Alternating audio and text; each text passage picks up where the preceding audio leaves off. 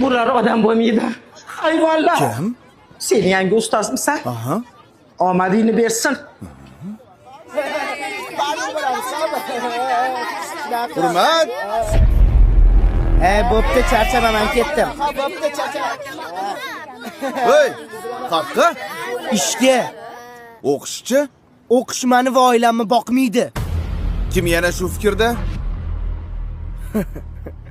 Qancha topasan? 15 ming kuniga. Qolganlarchi? Men 20 ming topaman. Kompyuterxonada ishlayman. Men 25 ming topaman. Manikyurchiga yordam beraman. Oramizda eng boyi Mirsagatov. Sen qayerda ishlaysan? Bozorda arava tortaman. Kam 30 ming pulim bor kuniga.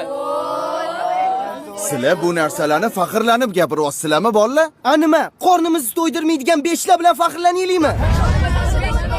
Balki kelisharmiz. Nimani kelishmoqchisiz? Har bir baho uchun pul to'layman. Oppa! Вот это поворот! Eng ko'p baho olgan 5 ta o'quvchiga Kuniga 20 mingdan. Yo'q, 25 mingdan. roziman. Oy, qaqqa? Ishdan bo'shashimni aytib keling. Narziqulov doimgidek ikki. Balki oldin tekshirib ko'rarsiz. Voy. Bo'lar ekan o'qisa.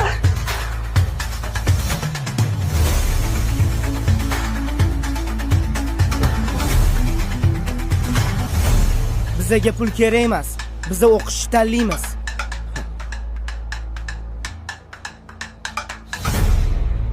Rosa xursand bo'lsalar kerak.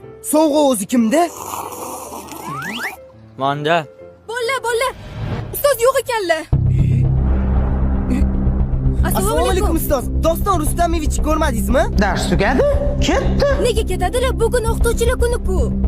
Men qayerdan bilaman? Nima men uni qorovulimanmi? Ishga ketgandir. Yana qayerdadir ishlaydilarmi? Navoiyxonadami? Boshimni qotirmalaring.